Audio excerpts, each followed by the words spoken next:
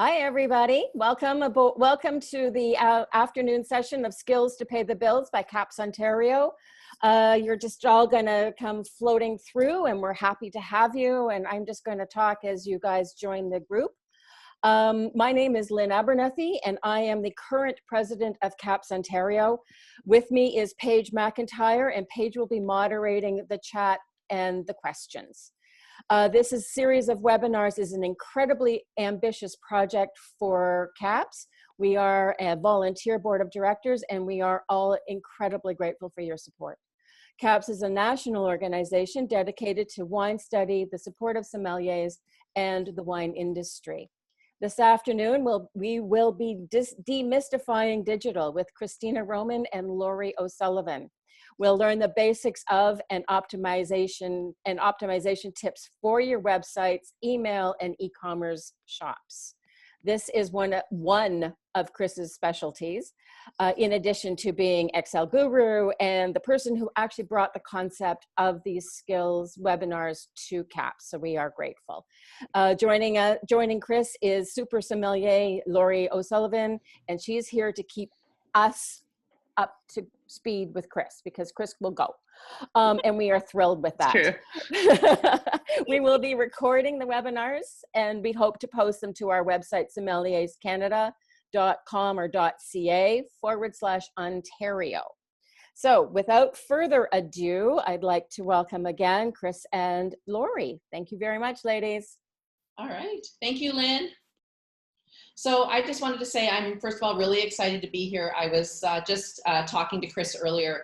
As soon as I actually get back to work, one of the things I need to do for my employer for the Diamond Wine Cellars, because we're a new company, I need to set up our website. So I feel that I have like a front row seat in learning here. So I'm really happy to CAPS that they're allowing me to take part and host this program with Krystina. And hopefully I'll be able to, if there's any questions, what we plan to do is if there are any questions, please let us know, and I will interrupt Krystina, because we want to try to keep it relevant, and we prefer not to hold everything off till the end. So if you think of a question while she's going through something, I'll be looking after that. So please go ahead and ask away. And without further ado, I will pass it over to Krystina. First step, unmute. Hi, everyone. Thank you all for joining. Thank you. Special thanks to Lorie. I know I kind of asked her to participate in this digital one, and I know it's not everyone's forte, but I want to make sure that the content is relevant to our industry. For those who know me, I know I kind of have been playing in both my entire life. I'm a wino at heart, but also a digital person. So I want to make sure that I'm keeping that lens of being wine-centric, hospitality-centric, and really teaching what I do day to day to our lovely industry. So thank you, Lorie. Okay, let's get going. Sorry, it always takes a second to get everything all shared. So off we go. So demystifying digital.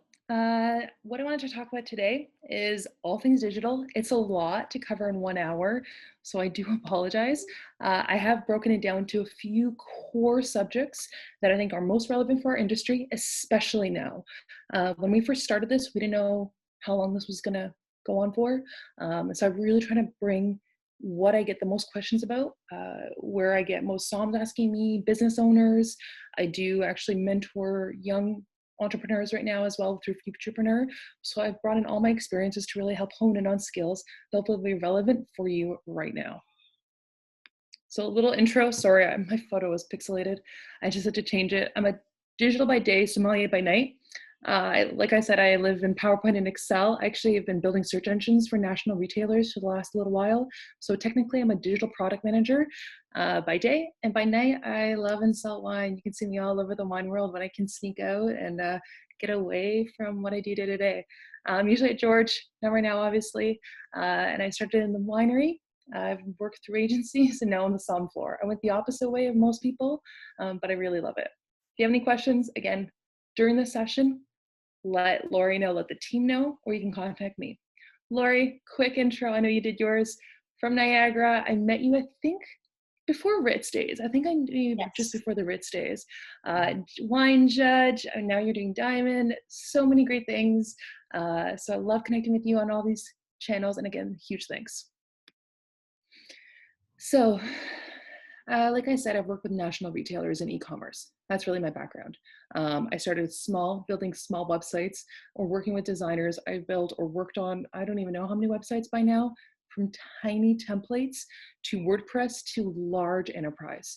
For example, today I was talking to my German counterparts about quite sophisticated backend systems, and that's what I do day to day. I really do love it. Now, when I first joined one of my teams at a national retailer, this quote came out, and it really, I'll never forget it. It really made us stop to think about what we were doing. And I really want to bring this forward right now. I think it's so relevant. The pace of change will never be this fast. It will never be this slow again. So if you think we're motoring, this is the slowest it's going to be. It's just going to accelerate. So that's why we put this program together. That's why we're doing these sessions specifically on these topics to really help make sure that you keep up with this pace. So if anyone knows whose quote that is, it is a Canadian. It's kind of a little more recent, but on e-commerce teams, we actually talked about this. We actually had a deep dive just about this topic so we can understand what we do day to day to make sure that we're staying on top of the trends, because it does change so quickly. But what is digital? So let's bring it back. Essentially, it is any activity a customer does online, from booking a reservation, sending you an email, to finding information, to buying something. These are the high-level topics.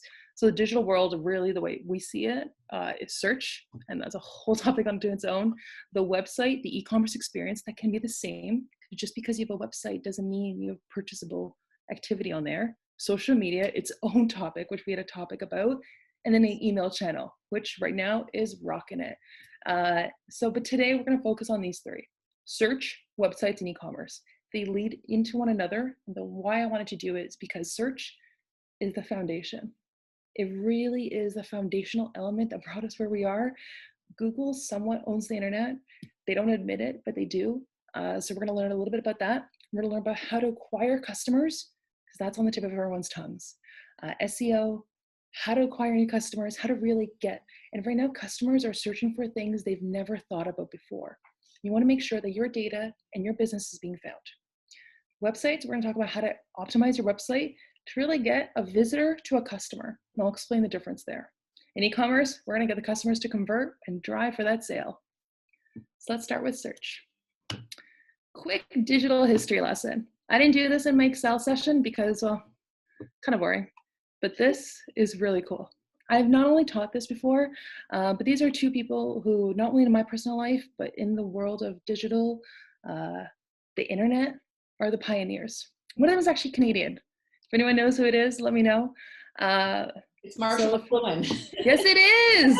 Yes, it is, Lorie. Good one. And I only knew that because I know there's a high school near me. Yeah, and he was a U of T professor. Yes. He's more of a communications theorist. Right. But his theories on how communication was going to evolve pre the internet became true. So he's known for his book, Medium is the Message or Massage. There's many ways to interpret that. And it really is the mass age. And it's not misspelled.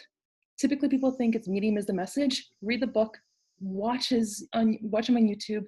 You'll see how his predictions are actually coming to life right now. It's actually almost kind of scary, but he's a Canadian. Go check him out. Hugely influential in the world of communications and even where we are day to day. The other guy that people probably won't know, but he is the founder of the entire internet, Tim Berners-Lee. He jotted it down on a piece of paper. This was after Vannevar Bush in the 1940s, who was a military scientist. He was on several projects, one being Manhattan. They started to think of computers then. And both 30, 40, 50 years later, computers evolved, and then they started talking to another. And Tim actually brought that concept of connectivity and networking. And that network is the web. Every single day, we are now broadcasting live because of him. He's actually alive. He's a Brit. You can go see him on TED Talks and all these great things. And he does get talked about a lot in the media, but he's someone that we should all know, just as much as Steve Jobs. I don't think he gets the credit he deserves, even though we all use him and his technology, or his concept. It wasn't even that. Then let's talk about these two. Anyone know who this is? Again, usually I'm talking to a class, so I get a little feedback. So these are the two Google guys. I wanted to talk about their actual, so about 10 years after Tim Berners-Lee presented the internet, these two came around, took apart a Canadian product, that's OpenText, you'll see what I bolded there, and built what we know as right now as the internet.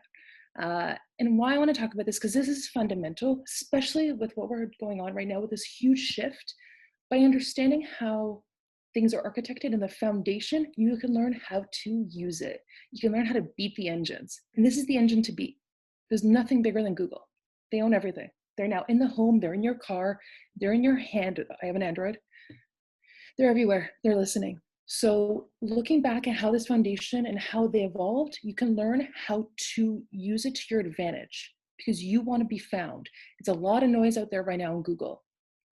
Google Wine, how many millions and billions of pages are there? How do you get to that first page? So that's why I'm going through a little bit of this history, because it is so fundamental. And actually, this is their paper. In Stanford, they wrote a paper about Google. I put the link in there. It's actually not a hard read. I read a lot of technical jargon and search engine things. This is not hard. It's actually in English. And I actually put this out, and I love some of these quotes in here because, God, I wish I was in high school reading this. And I was upset at my teachers because I wish we were reading stuff like this. And yes, it looks a lot, some of the verbiage is more sophisticated, but it's about providing quality search to users. And think about that in your day-to-day and how you structure your data, how you build your data plans, even how you do social media. Social media is now being added on Instagram. They just launched meta tags. What is it? Why is it needed? Because you're trying to get attracted to a search engine. At the end of the day, it's about finding data and connecting to that customer. They are looking for something. And these tools are the way to get there. And that's why I'm going through a little bit of this history to really make sure that we all understand why we're here, or why I do my day-to-day digital and why I build search engines or I work with teams on that. And from the beginning, they said inherently biased. So advertising funded search engines will be inherently biased towards the advertisers and not from the needs of the customers. And this is actually the pillar of Google. So you cannot buy your way to the top of Google. If you do buy your ads, there'll be a temporary lift. You have to have good content. We'll talk about that. And there's things you can do to be better. And because of their concept about, they actually took apart OpenText, which is a Canadian company, by the way, they said that it is more insidious. This bias is worse than advertising. And that's how strong their belief is. Yes, Google does a lot of advertising. It's the huge portion of their revenue. But you have to understand that at the end of the day, you want to win at organic. You want to format your data. You want to format your website. You want to do the things so customers can find you. It's a search engine and the humans together. So hopefully this all makes sense. Okay, what can we learn from Google? We'll do a quick summary, then we'll get into it. So my 3 things that I've kind of learned along my ways of working with Google. I'm not paid by Google, but I do use it a lot. It kind of does run the internet at the moment. And then a few things from Amazon as well. Working in e-commerce, I've learned a lot by either working with, actually, I'm saying, hey, Google, and all my devices are starting to talk to me. Customer experience above all else. I want you to really think about these 3 things. Customer experience, you can't buy your way to the top, and content is king. These are 3 foundational things I always think about when I'm auditing a website, when I'm doing any campaign, when I'm going through my data, when I'm going through an email campaign, any of it. Any of those things I talked about earlier, I do think about these things. These are foundational. So customer experience. When it comes to digital, you must prioritize the customer experience. We're Psalms. We should be good at this. We're in the wine world. This should be part of our ethos. Bring your passion that you have in your day-to-day online. It's harder because you don't see the person. That's why I continue to Psalm at night, because it is hard. I have millions of customers that use my tools. I don't really know who they are. When I go to a restaurant floor, I can touch my customers. And that's why I need that balance actually in my life. Kind of had an epiphany last year about why I do what I do. And I really say, make it easy. The customer, even having them scroll, that is hard. Don't have your customer scroll. Do not put data where it shouldn't be. Make it easy for the customer to see what they're looking for. Highlight things for them. Color it. Use their language. Sounds so simple, but actually, it is not. That's why there's thousands of us in this industry trying to really understand. Make it simple. Make it easy. Quick question. Does Amazon have add to cart on their search results page? So I'll talk about, I'll go through some anatomy. I kind of threw, some terms. I threw it in a little earlier. And actually, Lorie, do you know? Oh, sorry, I'm not to put you on the spot, but you're my only human that I have live right now. Does Amazon, so when you put in a result, or sorry, when you type in wine, let's say you type in wine into Amazon, do you think when you get the results, can you add directly to the cart on that page? And my guess would be it would give you options of things that you can purchase related to wine. And then once you click on that, you'd have the option to add it to a cart. Yes. So oddly enough, 80 to 90% of websites actually have an add to cart on that first page. And I just said previously, make it simple. Right. Don't give your customers another step. But they know their customers and they have a reason for it. They pull them in, give them more data, and they're offering a value to them. So that's why even these things of where an add to cart is, where a filter is, where a font is, how big the font and what color it is, all that matters. And Amazon knows their customers quite well. Actually, I will say, one of my retailers I was working at, we actually did this. We removed the add to cart from that page. Panic attack. Literally, the numbers were soaring, and you can see it. We were doing A/B testing. You can see it. People were having literal panics. So only do it if it's comfortable and it works for your customer base. You can't buy your way to the top. Very important. Buying ads will help in the short term, but digital SEO, winning on organic, is a long-term investment. You have to invest in it and you have to nurture it. Quick example, Amazon, it took them 5 years to get to $1 billion. And last year, it took them 2 days. So it's not about the short term. Yeah, Google's going to throw credits at you. Facebook is going to throw credits at you. Instagram's going to throw it. Do it when you have a campaign when it makes right. I mean, I work with teams right now that we're planning out our campaigns when it's appropriate. But do not use that as the basis of everything you do. Good data is hard to do. Good automation of websites, a better content strategy, that is everything. I'm sorry, move this over because I can't see my text. There it is. Content is king. Google and SEO experts tell us that good content is formatted for the customer first, and then the search engine. In general, what does that mean? The longer your customer spends or engages, engaging meaning clicking on something, going to a different page, the better your site will be. Okay, so let's do a quick analysis. Oh, there we go, that works. Let's do a quick analysis on what a search results page is. Now, a lot of the concepts I'm teaching, actually, you can take to your own site. So even though I'm talking right now about Google, which is kind of the de facto, think of your own site, about the capabilities you do. Because a lot of winery websites and a lot of agency websites, as of 60 days ago, offer e-commerce, but also search.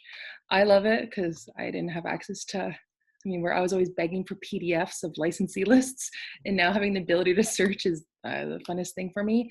So think about, yes, I'm talking about Google, but this also applies to your own websites. This applies to places like Walmart, Home Depot, Canadian Tire, Loblaws. They're kind of similarly organized. And to be honest, Google set the precedents, and they're the ones always setting new benchmarks and teaching you things. If you want new ideas, see what Google's doing. Everyone else will follow one day. They have set the tone. So paid search, these are ads. So I was just playing around and I was using some queries. Buy wine online, Ontario, which hopefully a lot of people in this room right now want to accomplish. And in the future, whether you're a winery, whether you're an agency, whether you're a SOM, these are things we want to accomplish.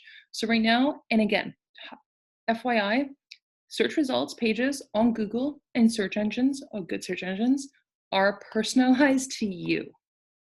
So what you get and what I get will be somewhat different. But just, I wanted to show you the anatomy of what a search results page is. Again, you put your query here. Notice how big it is. Oh, sorry, let me turn off my other computer. You have your paid search ads, and there's a whole Google network to do that. You have your sponsored ads. There's a whole new section they just launched. And then you have your SERP or SRP is search results page.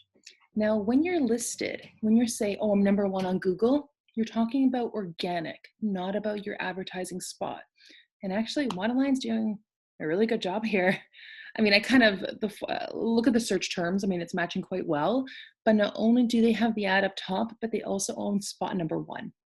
So quite impressive, actually, when I was doing some auditing. And that's what they say. Page 1, look at not where you are on paid search, but in organic search, okay? How search works. Customers are looking for things. They're not only just doing it textually, they're doing orally. They're talking to their Google Homes, they're talking to their phones, and these devices are all listening. So again, this is just to hammer home, when at organic, not at paid. Because right now, actually, when you're talking to your Google Home or Nest or Alexa or whatever you're talking to, they actually don't even have paid. And that's definitely the next frontier, is they're gonna start doing sponsored into the oral search space, which I don't know how they're gonna do. I'm really excited to see what's gonna happen there. The race is on to page 1. So I'm gonna go a little technical here, please stop me. But this really, I'm gonna describe how a search crawler works and how most sites that you do any e-commerce shopping on, how they function and how you need to optimize your data for this. That's why I'm going through this. Google crawlers, and that's what they're called, the kind of spiders, World Wide Web, kind of you get the connotation there. Google crawlers are constantly indexing the entire internet. What does this mean? They're capturing, organizing, and filing new site content constantly. Tip, update your data regularly so you can ping Google to grab it, because then it refreshes. It likes fresh data. It hates stale data. So if you have a website and you haven't touched it in a while, Google's like, you don't care. I don't care about your content. You don't care about your content. You're not trying. You don't deserve the points. You're not going to score highly. That's one of the signals. There's over 100 signals that the search engines use after they index the data in order to rank. And that's why Wineline's number 1, because they're always constant. I mean, one of the many reasons, constantly updating their website. So constant maintenance of a website is actually quite important. Google loves fresh data. They think it's great. They love that you're investing in your site. So do not let your site get stale. That's why all these retailers, they have such high ranking, because every single day something's happening. They're sending data constantly. And if you notice that, and there's tools I can explain, that Google hasn't indexed your page, you can ping them and force it. Be like, hey Google, I've done an update. Check my website. Oh, I've done a big redesign. Look at it. Please grab it. Because if it's not in the index, it's not going to find it. Every time you do a search result or search query, like when we did here, when I put buy wine online Ontario, which it's not really English, I just kind of was playing around. The search engine is not looking at the entire internet. It's going to its index. So it has, these crawlers have captured and organized data in a faster fashion so it can retrieve it. It's almost like when we're studying for wine. You know, we can't always remember everything. We can't always go find everything all at the same time. We create mnemonics and we create ways for us to remember and retrace data quickly. That's a search engine. It's a very, very, very powerful brain. So when Google is responding to a search query, it isn't looking at every site. It's already done that. That's why you have to tell it, oh yeah, by the way, put this into your index. It's almost like going to an encyclopedia. The data is nicely formatted, so it just goes, oh yeah, quick, I know where to go. I know this is gonna be a match. Because then when it finds it in the index, it adds as a ranking. So that's really where the power is. So I know that's a lot. I hope that makes sense, but really, oh yeah, Lorie, go ahead. I have a question, just something I was thinking about. So when you're meaning like updating your website, so for example, for me, the company that I work for is going to be wine storage. There isn't going to be a lot of changes there. But if I'm, for example, doing a blog, so if every couple of days I'm doing a blog update, Yep. so that's something I could do, right? Or I'm adding photos, or we had this event, or this event is going on. So I just wanted to sort of get ideas from you if those are proper examples that Google would look at, that you're updating your site. Absolutely. And then there's also ways I'm going to teach you how to link that data together so it's even stronger, more powerful. So those are easy ways. That's why, to be honest, blogs at the beginning weren't really taken seriously. And then they went internal to the websites, and people use it as a way to get that freshness of data. So always constantly, so never set it and forget it. That is the worst thing to do in the internet. You really want to make sure that you're constantly refreshing, constantly adding new data, even if it's an event summary. Something is better than nothing. And then you have to make sure that you're formatting your data, not only for a customer that's relevant, but then the engine understands what you're doing. Remember, engines are looking at text, not at an image. So yeah, if you had an image 1, 2, 3, 4, 5, but it's actually a really nice bottle of wine, guess what? It's not going to appear on the Google Images search area because it doesn't know what 1, 2, 3, 4, 5 is. But if you tell it that it's a burgundy bottle, like, oh yeah, okay, I remember that Lorie's website had a burgundy bottle. Oh, I think that's what you're looking for. So something even simple like that. A search engine looks at the back end, a customer looks at the front end. So winning here is about doing the great customer experience on the front, but also for the search engine. And that's why, again, I know this is kind of boring. I find it interesting. But understanding how these crawlers work really it plans out what data you're going to do, what updates you do to your website, and really making sure that you have a good strategy around it. And then most search engines, Facebook, people don't think the Facebook, Uber, Lala's, YouTube, they're all search engines. At the end of the day, you are looking for something. They all work like this. They're all working with an algorithm, they're personalizing to you, and they're all indexing and then retrieving it a la minute really quickly with powerful contextual data. So fun stuff. Oh, cool. And we actually have a couple of questions. Go ahead. If we can just interrupt for 2 seconds. Somebody's asking, Heather is asking, how do you ping Google? There are sites. I actually have a page where I can show you some links on that. There's Google My Business, but then also there's a specific way to ping the indexer. So I can send that through in the deck. Perfect. And then she was also asking the same question I asked, does adding product and new blog post count as updated? Yes. All data is data. Awesome. That is content. So one of my other favorite quotes, the best place to hide a dead body is on page 2 of search results. This is something we talk a lot about in Google, but also think of your own website. Again, I'm talking about Google, but transfer this knowledge to your own site. Why is your best-selling product on page 2? Do you not think it's a bestseller for a reason? Make sure that the first page, and I have done extensive data and analysis here. I love Google Analytics. I know Adobe Analytics. I know how to use those tools like the back of my hand. I have analyzed our national retailers because I've seen the data on the back end. If you're in position 1 to position 2, there is a big drop off. Not only is page 1 important, position 1 is the most important. So that's why I can't underplay the importance of getting on page 1, optimizing your data properly, doing the tricks we're going to be talking about more, but also when I get on websites right now, and no offense to restaurants and everyone going on right now, sometimes I see chips as the number 1 or 2 or 3 item. And I'm like, I'm not here to buy chips. I'm here to buy wine, right? So think of things like that as well. Not only page 2, but also even within page 1. So page 1, here's some numbers to help you enforce these concepts. Page 1 enjoys and this is related to Google, 95% of all search traffic. So that literally page 2, you might as well be dead. That is the line that a lot of people say in the digital world. Click-through rate for top 10 results is 200%. Typically what this means is the users are actually, the users are actually clicking more than once on that first page. So they have such a high level of trust, they keep going back, they don't even bother going on 2. I know Google's always playing around with like maps and this and that and all that stuff. Sometimes I do go to page 2, but in general, these are obviously generalizations. Oh, we have Dennis Gertler asking a question. Tips for consulting/advice businesses versus those selling retail products. Sorry, say that again, sorry.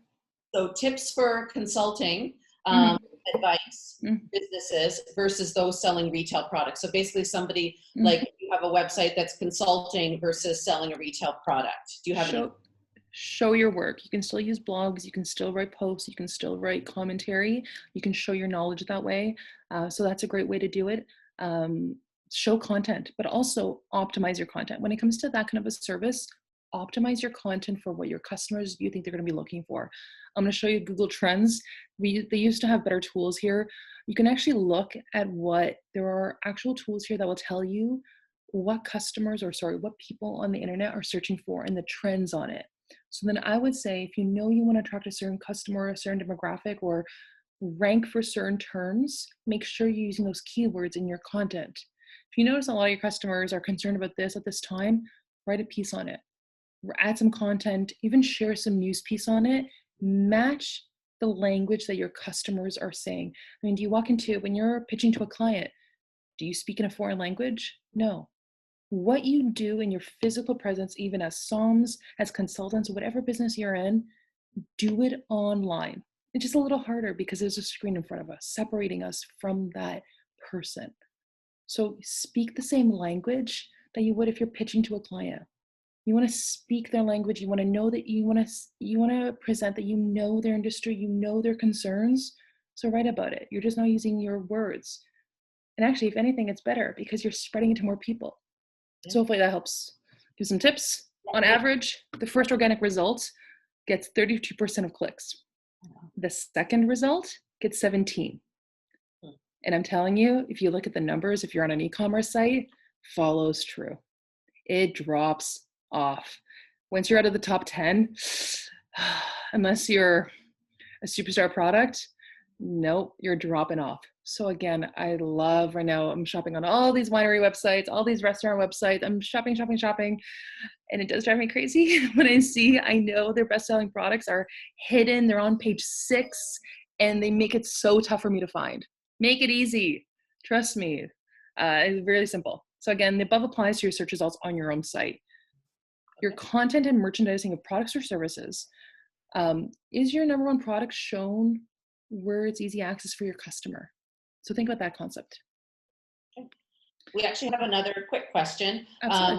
Two more. One is regard to the Google crawlers. Paul Galt is asking, is updating your Facebook or YouTube channels the same as updating your website? So they're not connected unless you have it embedded into your site. So you can embed, if you see at the bottom of your YouTube channel, you can embed onto a site. Then I think it does get dinged, and I think it does get as a refresh because you're uploading more data. But essentially, then I would connect it. If you're doing an update on YouTube, be like, hey world, I just set a new YouTube channel, or I created a new YouTube video. And that is an example to ping Google. And you're refreshing your data. So YouTube is different, even though Google owns it.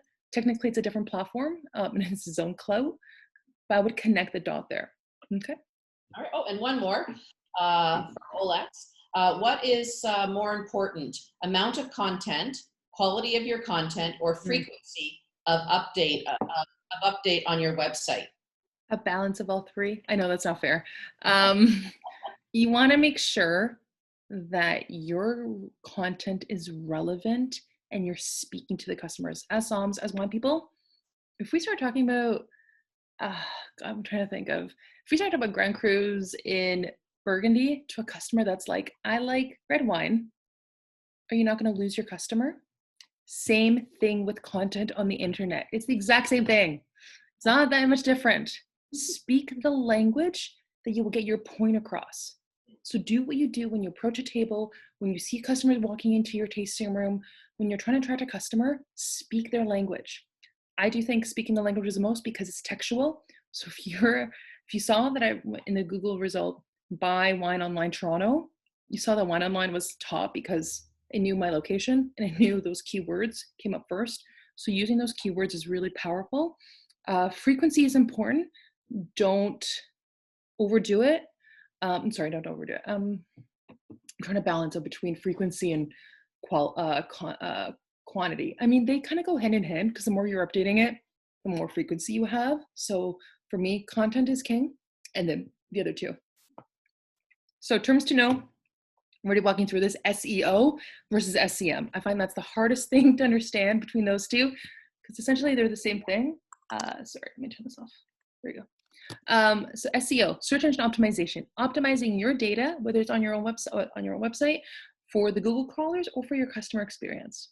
Remember, also, if you're, and I find this a lot on new agency websites, I'm looking for a wine from a certain region, but they actually sometimes miss the product name. They miss the varietal name because it's not on the label. So I can't find it. If a customer cannot find something, they're not going to buy it. Very simple. So that is SEO, essentially.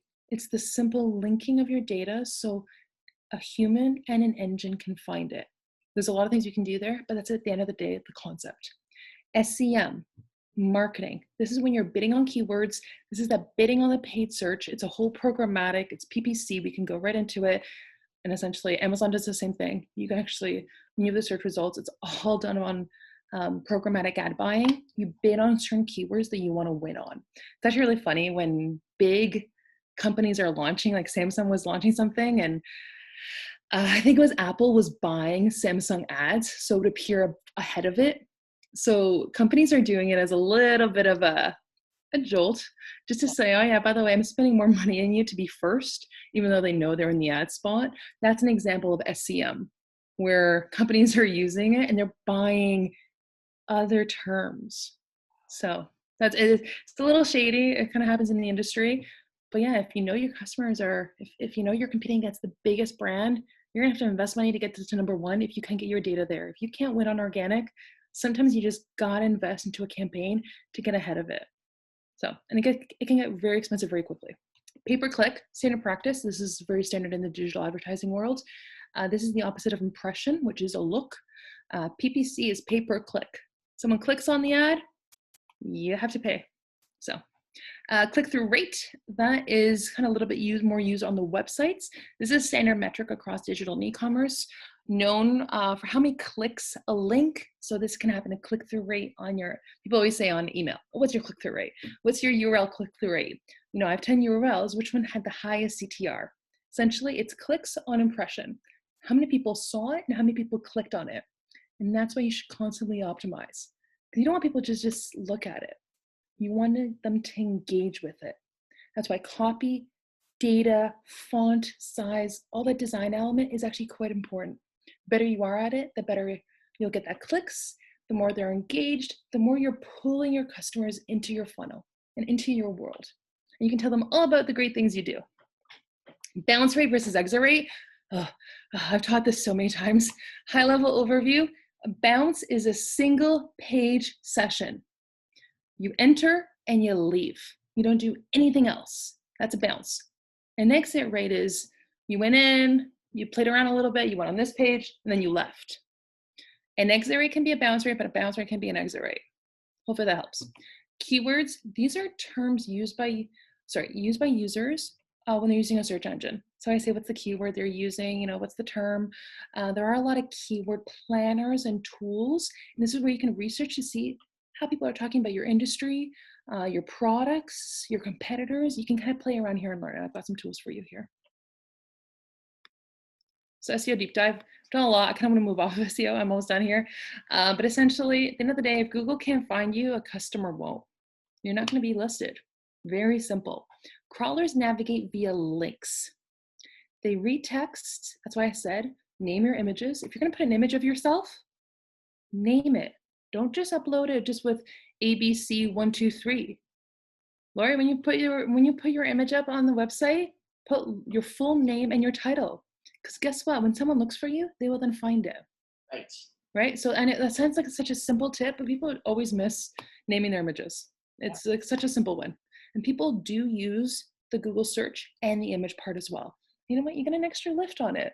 The more times you're appearing higher up on Google, the better it is. Okay? Unless you don't want to be found, then I don't know why you're here. But in general, that's kind of what you want to do. You want to be everywhere. You kind of want to be so people can find you very quickly. Right. Search engines are built and tuned for plurals, fuzziness, and misspells. So Google kind of handles that. Certain websites do and not. That's where tuning search engines come in. So there was an old practice where you kind of would purposefully misspell things so Google would see it. But now the engines have gone quite smart and they're learning. So you don't have to worry about that. Don't misspell things on purpose. That used to be an old thing. Spell it properly. The search engines are now smart enough that they can understand that a customer is saying delivered means delivery. That's called fuzziness. They're taking the root part of the word and they're finding matches as close as a match as they can. So don't misspell things on purpose, unless you think a brand is, and even special characters. The engines are quite smart now. Not sure, remember to name your images. I think I've said it a few times. Try Google Trends if you don't know what your customers are searching for. So I provided some links as well. At the end of the day, Google's goal is to present the most relevant search results for each user. At the end of the day, your goal is to be found. So use the language. What Google offers. So here's my big slide. I went through 3 plus more links on Google My Business. This is a free service, Google Analytics. A little complicated to get started, but if you have a good webmaster, I can help a little bit. All you need to know is the back end. Google Analytics will give you oodles of data. And it's amazing what we can get for free actually on there. I mean, they're also tracking everything, but you might as well leverage it. Mobile friendly, really great. This will test your site, your speed for mobile. And then there's other ones like Google Trends is there, Google Retailer, there's a Market Finder, and they're ramping up to get on this whole e-commerce channel. They're seeing it as a huge opportunity as well. So there's some great, there's Think with Google, there's put the support pages on here. This is all here for you. And some of my favorite Analytics Academy, they have all this free training. There's lots there in the Google universe. Take advantage of this. Off page versus on page. Quick one, then I'll move off, I promise. On-page SEO versus off-page SEO. So on-page is all the things that you do on your site to optimize. So avoid any dead ends. Keep the customer going. At the end of the day, at the end of service, I mean, if they're having a coffee, don't you want to be like, hey, do you want an Amaro? Do you want something else? Keep asking for referrals. Same thing on your website. Do you want to start off with a glass of champagne? No, okay, well, how about a glass of wine? How about this? Keep going. Same concept on your website. Don't let them dead end. Those are lost opportunities. Not only is the search engine going to leave because they're like, oh, there's no more data here. I have nowhere else to go. They're done. Your customer will leave it as well. You want to keep them engaged. Keep them floating, keep them in the universe, and all these websites are built to keep you there. Easy to get in, hard to get out. Keep that concept. On-page SEO, page titles, meta tags, image names, headings, linking strategy. That's things you do on your site. What you do off your site, now that's a little more strategic. These are tactics used away from your site to increase your website's popularity and domain authority. This is attracting links. This is getting brand mentions from other websites. Let's say Globe and Mail does something on you. Try to get them to refer a link, because guess what? Globe and Mail, a lot of content, high clout. Essentially, quality links and mentions will increase your own domain authority. This is key for social media. This is key for most things you do on digital. The higher the authority of the referrer, the higher you will be seen as a subject matter expert in the eyes of Google. So you really want to ask, if you're being featured, get them to send and link it through. It takes a little, sometimes extra step to ask for those links, but it is well worth it. So if your guys are being featured, make sure they're sending it to your own website. Make sure it's going here. Make sure that Google can find you all these different ways. So link building is very valuable. That's why influencer that's a whole thing, is because of this off-page SEO. Guest blogging, social media shares, long tail keywords. All this is stuff you do away so Google can also find you. Be like, hey, I keep seeing this one website everywhere. It must be popular for a reason. It must be they're an authority of some kind, so I'm gonna give them a little higher ranking. Okay, so that's what that kind of means. Okay, keep learning, more blogs. This is kind of what I'm always reading, some great websites. I'm always reading Search Engine Land and Watch, and great SEO tools. Here are my free ones. I'm not gonna go through them because each one will take forever, but here are some of my quick learnings that I keep up to date with. Okay, let's get to the website and e-commerce. Okay, e-commerce in Canada, quickly. 2019. Sales were $35 billion. And I can say this because it's publicly knowledge. One of the online grocery retailers was 1 billion. That's a lot of websites getting to that 35 billion. With an AOV, so average order value, so with the average on a certain day or month, they usually calculate that, is between $140 and $200. So be mindful of what you're selling online. Most customers kind of shop in that range. Not to say they're not going to spend $1,000 with you, but be mindful when you're creating offers. That's somewhat the range of what kind of the average expectation is for Canadians, especially recently. Might go up for 220, but we'll see. Mobile, over 50%, 21 billion amount of transaction is on the mobile phone. That's why previously I showed you guys a link on test your mobile speed. Very important. After 4 seconds, you lose 25% of your users. If your page is taking 4 seconds or longer, say bye to a quarter of your customers. It's like your customers walking, very similar. They walk into a busy restaurant, they see a long lineup, bye. Same concept. So number of searches per day for Google, 2 trillion. That's 63,000 per second. That's how many there are. That's why they are the de facto internet, essentially. You can't talk about the internet without talking about Google. And then the growth of e-commerce in Q1 of this year, which just ended, and we're talking about fiscal, so March 31st, is 25%, with projections that are going to keep getting stronger. So digital, go ahead. I wanted to see a previous slide. Okay. I'll see. Well, I'll be sending out the deck, so not to worry. So I think this is probably the one they wanted to see. Yeah. I'll leave it on for 1 second. We've got about 15, 20 minutes left. And we will be sharing this deck, so don't worry. So everyone will be getting it. Because this is, oh, sorry, I should have mentioned, this is built to be a resource for you to go back and refer to. Again, I'm walking through it. I'm adding my colorful commentary right now, but it is built as a kind of a study guide, and you can use this on your own. I hate when I participate in PowerPoints where it's just this. So I really want to make sure there's a lot of data on here for everyone. So to summarize, what does this mean? We've learned, you have to win at content. Data is important. Formatting your data, freshness is important. Digital visitors are very demanding, and you thought your customers were demanding. Online, their attention span, even though they're focused, it's even shorter because Google delivers results in a blink of an eye. It's taught us that every other website should be like Google. So unfortunately, we have high standards. So you must be mobile friendly. That's what we've learned, because more than 50% of transactions, and I've seen that personally through retailers, is now being conducted on a mobile phone.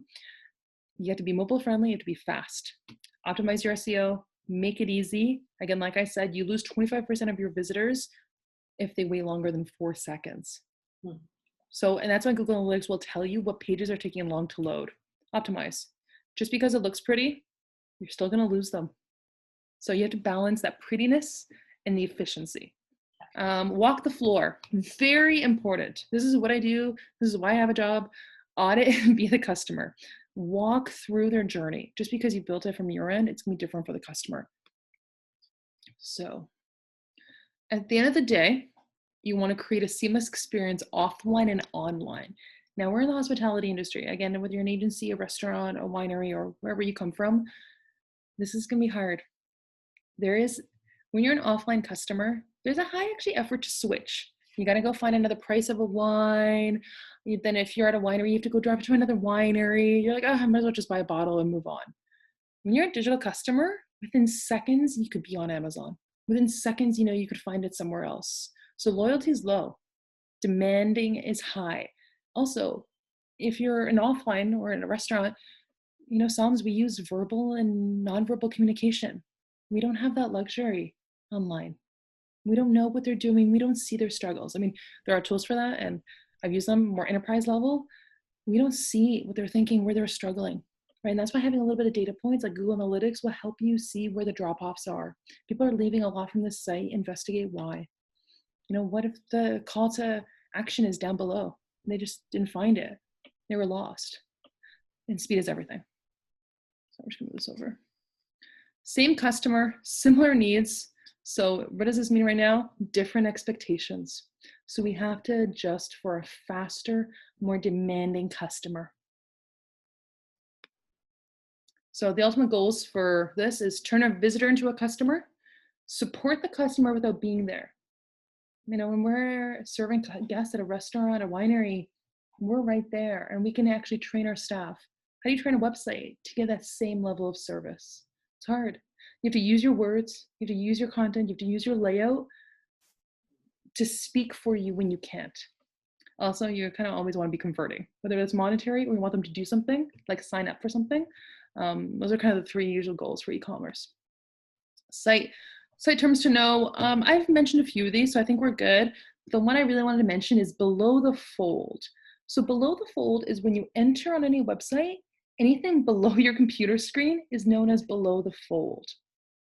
So that's why a lot of e-commerce Google websites are optimized for that. There's a lot of debates on this. I know if anyone is a designer in this room, I'll happily have a debate with you on this. But essentially, I'll show you some examples of some great examples. You pop on a homepage and you see like the call to action is cut off. That's not optimized properly for below the fold. So that's what that means. Everything else is kind of self-explanatory. I'm going to skip ahead. Oh, PDP. That's another acronym that we use a lot in the digital world. This is the page where the product information is. Most important information should be above that fold. That's why in Amazon, all of the add to cart, all Home Depot, they all have it above. So you don't have to make the customer scroll down. Make it easy. And it's literally that simple.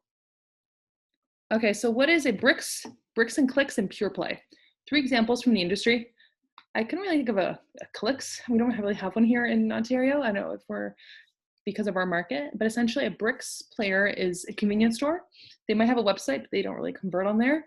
A bricks and clicks is where they have physical and e-commerce, LCBO being one of them, Loblaws, Canadian Tire, all the big retailers are that. And then there's online only, which is called the pure play. And one online is an example. A whole new world. I love this line, don't you dare close your eyes. It's gonna be a wild year. To sell wine to customers, again, depends on where you are in our lovely community. The old world is traditional selling, one-to-many, one-to-one. Now it's everywhere. You have social media, you have websites, you have email, you have this, that. It's everywhere. You can use now Zoom, you can use Google, like this, that, marketplaces. You can be on Wine Online, you can have your own store, you can do all these different things. I broke it down a little bit more here for you, but at the end of the day, what we want to talk about is the new world is real time and it's 24/7. Whereas in the past, you had to wait for your appointment with your SOM, or you can only open, regulations for AGCO is what, 10 a.m. to 5 p.m., right? I mean, the luxury of the new world is I buy wine at midnight and all times of the day. Take that as an opportunity. I know it's a lot, I know it's hard, but those are huge new opportunities that we have, and that's why you have to optimize and make it easy for the customers to shop. They can do it all the time. So let's go through the main components of a site. This is how I break down a site. Whenever I'm doing any audit, these are the main things I look at. I'm making sure these 6 things are optimized properly. I've gone through some of mine. I'm going to go a little quickly here. Again, all the notes are here for you, but these are the components of what makes up a website at the end of the day. Homepage. I'm looking for the value prop. Is there content change? Is it too big, too small? And are you inviting them in, especially in the hospitality industry? Are you being relevant? I was just surfing some websites and I'm like, wow, you don't really acknowledge what's going on right now. And it kind of feels stale. It didn't feel personal. At the end of the day, would you let a customer walk into your restaurant without saying hi? That's your homepage. That's your greeter. So think of your homepage as your front greeter. What do you want them to say to your customer? Menu navigation must be easy to use. High contrast, so yellow and white, that's an example of high contrast. That does not work. Make it easy, clear, not too small. Don't get funky with the fonts. Keep it simple. And also, there's one website right now, I don't want to name it because I don't want to shame them, and it's actually not wine related, it's actually food related. And everyone's looking for these products and it's all the way at the end. And it's such a frustration for me because I know right now is the season. It's very seasonal business. I'm like, why don't you just move the most popular thing people are clicking on to the front? I hate having to scroll. Even that extra 5 seconds, it frustrates me. And actually, I haven't placed an order yet. How much of those little frustrations adds up to a customer that it spooks them? Customers are spooky on the digital world because they have so much option and they can go somewhere else and find a better experience. Search, make sure you're checking your top terms. I would bet a lot of people aren't. Take a look at what customers are looking for. Not sure what to write about for content? What's trending? Also, they're using search because they don't see what they're looking for. Search is the default. So maybe if you're noticing that everyone's looking for Cabernet on your website, on the homepage, do a blog post about Cabernet or build out a specific page organizing all your Cabernet offerings. Make it simple. Search is actually one time that the customers are interacting with you. they're talking to you. They're taking that extra effort to be like, hey, website, or hi, person, I want to buy this. I'm looking for this. Help me. So help them. So always review it, but a monthly basis. Category or an SRP, these filters should technically be on the left. I mean, you can go above. Merchandise, again, the results. So the best sellers or the ones that you want to move are at the top. I mean, again, I see a lot of websites with crackers in the beginning and the top. I'm like, no, not there. That's not also not making your margin. Why would you put your low, it's not what you're here for. I mean, it drives me crazy. So don't put weird things. No offense, don't put ice wine. I mean, okay, if you want to sell your ice wines in your top row, by all means, if you're sitting on a lot of inventory, but, you know, get the customer shopping, get them warmed up, you know, right away. That's why, again, we don't start drinking red wine. I mean, some people do, but at a restaurant, we don't start with big, heavy 15% alcohol. Ease them into it, right? So get them comfortable, get them in the mood to shop. Again, this is like what you do on the floor, what you do in your restaurants and your agencies, do it online. It's just a different organization. A product page, again, above the fold, and checkout. Make sure your checkout's not more than 3 pages long. It's kind of we've done some analysis. Some of them are 8. Takes a while. People get really frustrated, and actually your checkout's quite important. Your customers are ready to buy. Don't screw it up. They're there. So these are my golden rules. I have a lot. There's 6. I can go through this all day. Again, I was trying to condense a lot of content into 1 hour. So hopefully everyone's still with me, but essentially common sense is the best sense. These are things that you'll be like, oh, that makes so much sense. But yet I'm not seeing it, people. I'm really not. Actually, I have to say, winery websites, they're killing it. I mean, I think they've been doing it for a while now, and they're optimizing, they're learning. So Ontario wineries, great job. Some are better than others, but there's some great websites right now I've been like looking at, and yeah, you guys are hooking me because I keep buying more wine. So great job, keep it going. But hopefully these tips will help you. Visitors read left to right. It's really amazing how many websites, actually the most important data is on the right. There is a concept, it's the T, left, right. Okay, so just, I know I'm doing it with my finger, hopefully you're watching. Most important information should be located in the left to the middle. That's why the filter is on the left. Look at most websites, think of that concept and watch how most websites are formatted. That's that. Speed and below the fold. Most important data should be above the fold. So this 100 times by now, but really, it's true. Don't put the add to cart, don't put the action item underneath. Make it visible for the customer. If you're like, but wait, I want the customer to read all this mumbo jumbo. They don't care. They just want to do something. Help them. Avoid unnecessary images, excessive image. Again, just because it's pretty doesn't mean it's working. And don't forget the footer at the below. That's a good linking strategy. Do not hide the search bar. A search is how customers can directly talk to you and tell you what they're thinking. You're literally tapping into what they want. Valuable information, mine it.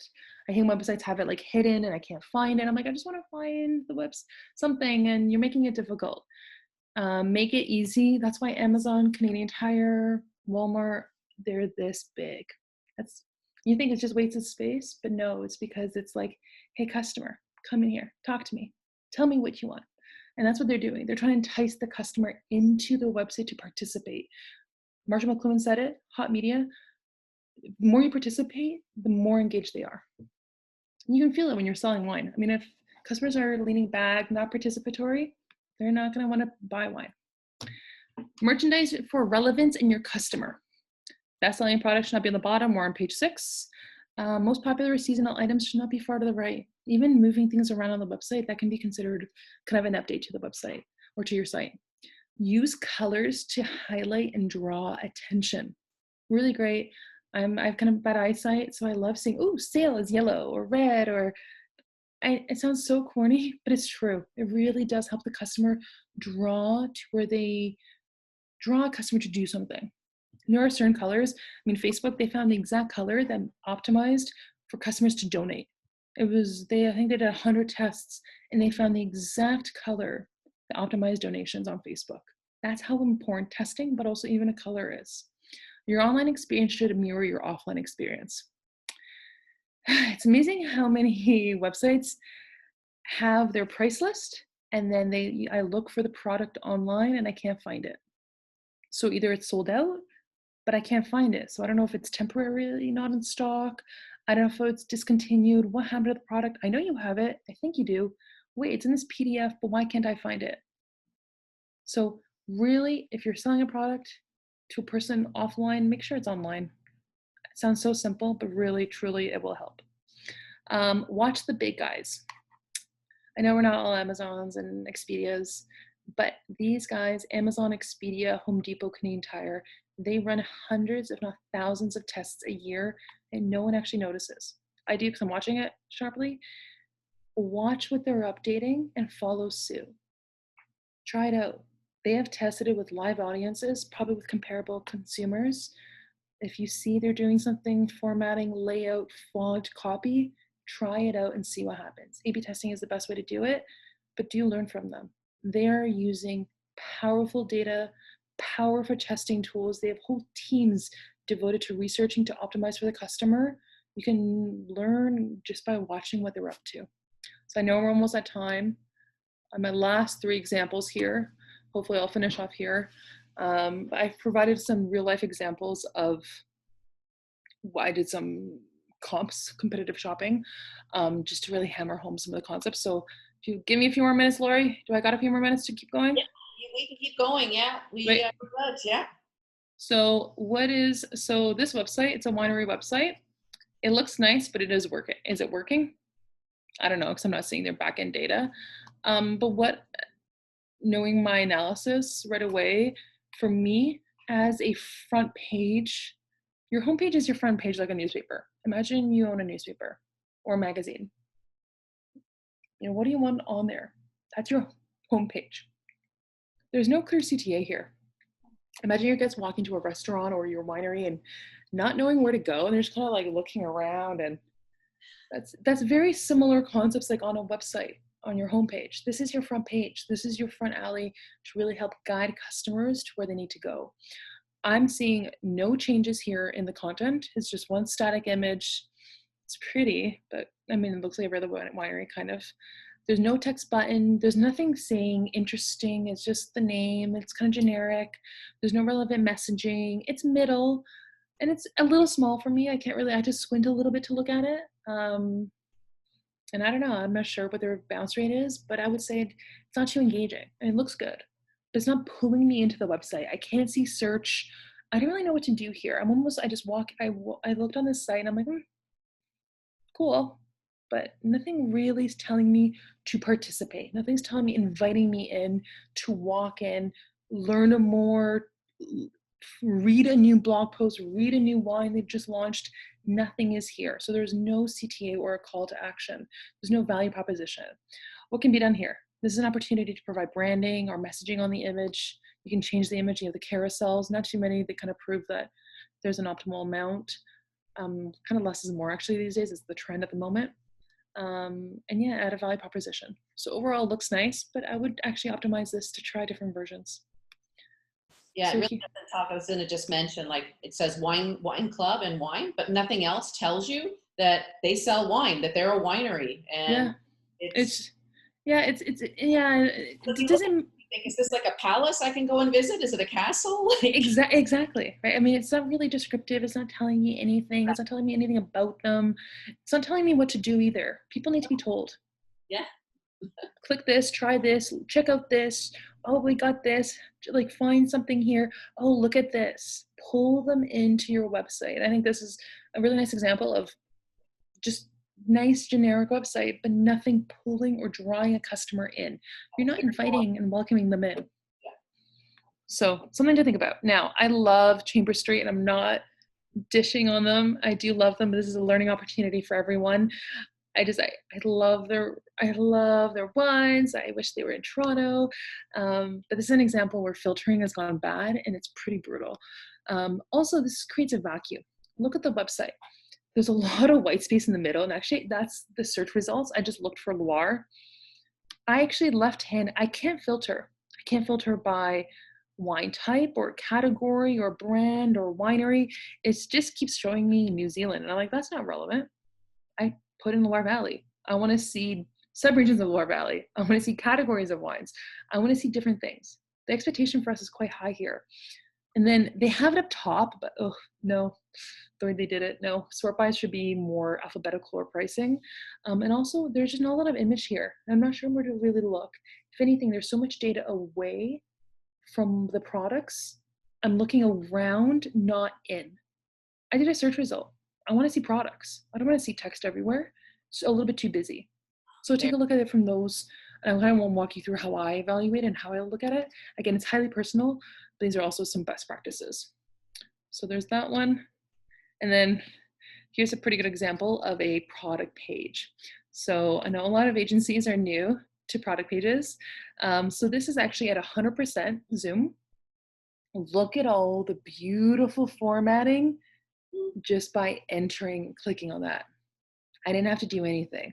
I just did a screenshot, nicely organized, big messaging, pricing is very clear, all the information, shipping, anything I would think about at this stage has been thought about, and it's been formatted for easy shopping. It's a lot of learnings here. I outlined them here, but really on a PDP, if people are clicking on a page to learn more about it, they're pretty warm. They want to buy something. Make it easy. I hate when I have to scroll down. So this is I will tell you, a lot of people in the industry use them. They do a lot of testing here. Learn from how the pros are doing it. So there's that one.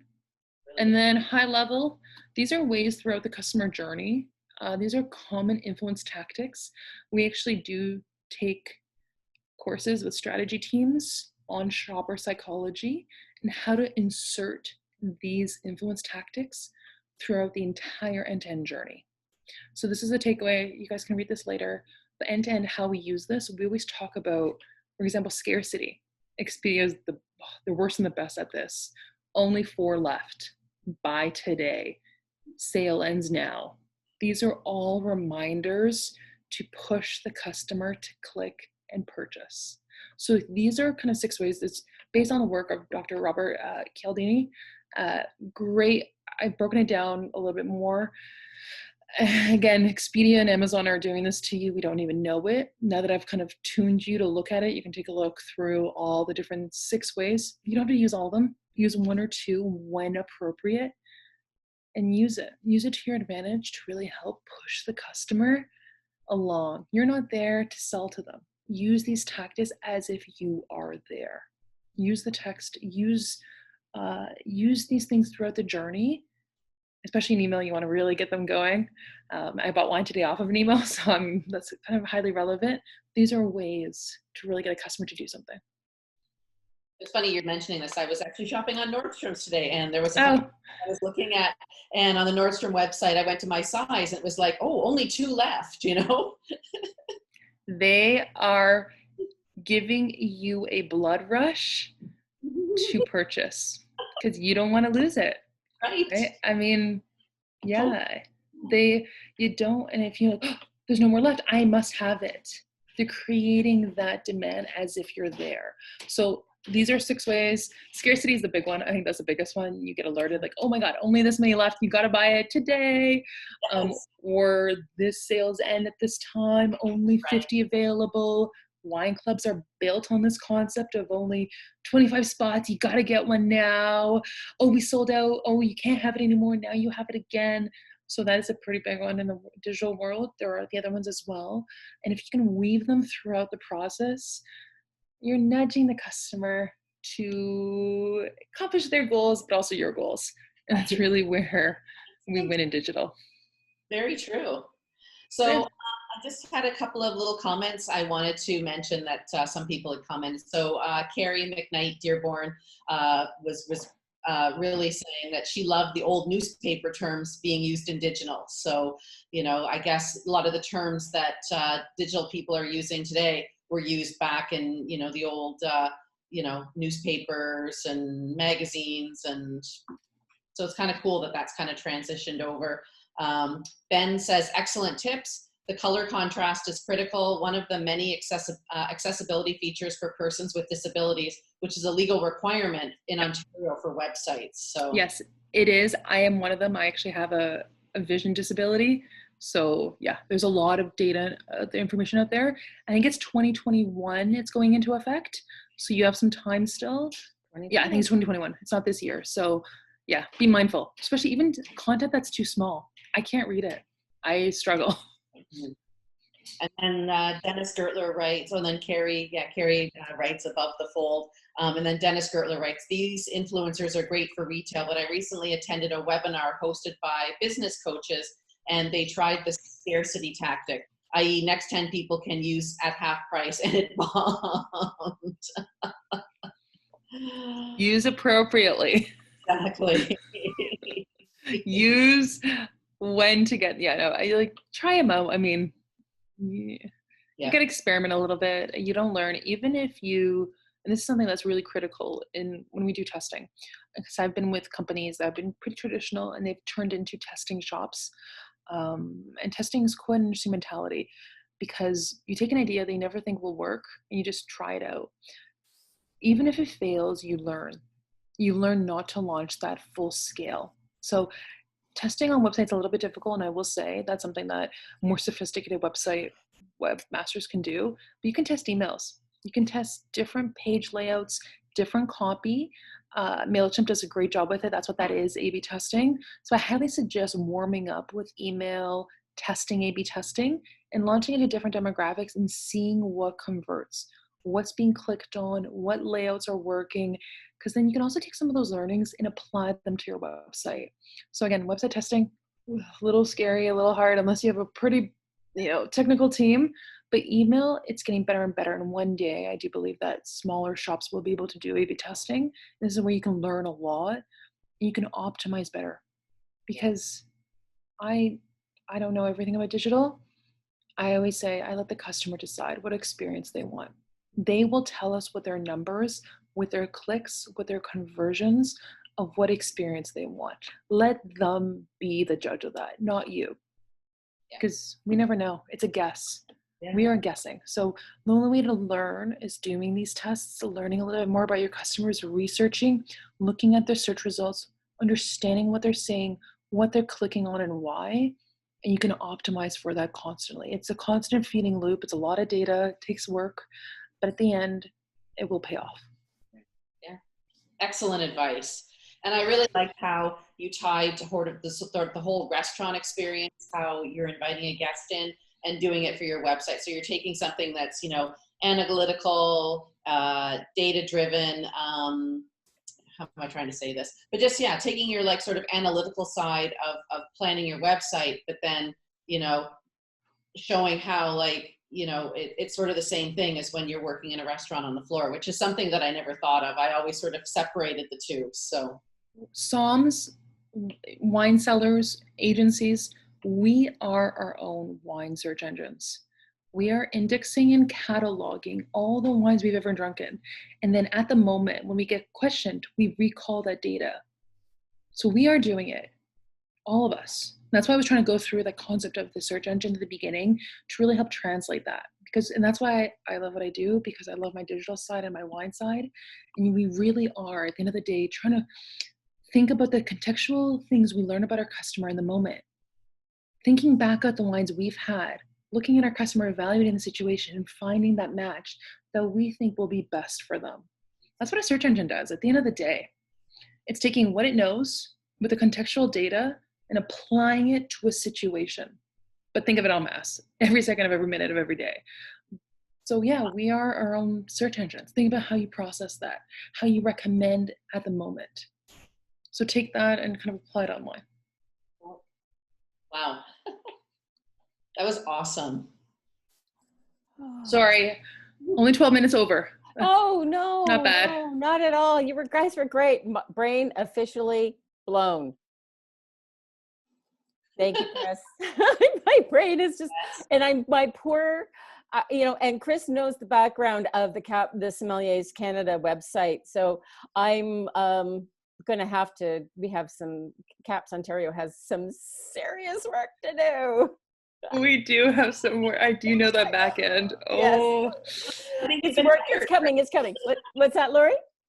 I was going to say, I think Chris has been hired. Oh no, Chris. It's too long a story to get into today, but Chris knows intimately what I'm talking about. So guys, thank you so very much. It was amazing as always, and I'm such a novice, and you guys are so inspiring. And I am going to try to post this to our poor website, to our wonderful website, sommelierscanada.ca. You can also do it by .com/Ontario. Chris, don't yell. Anyway, go to the website. Chris said so. So coming up tomorrow morning at 11, we're studying with the pros, the amazing Bill Mocharak and James Peden from #Team Niagara are going to be studying, teaching us studying tricks on wine and how to do fabulous stuff. Anyway, we're really excited, and if you don't have a ticket for that and it sounds interesting to you, go to Skills to Pay the Bills, capsontario.eventbrite.ca to register for your tickets. And we'd love to see you here at 11 o'clock tomorrow morning. Otherwise, have a great evening. When I hit the end button, we are going to be leaving. So thank you both very much. Lorie, you kept it real. Chris, we'll talk. Love you both. We'll talk to you later. Thanks. Bye.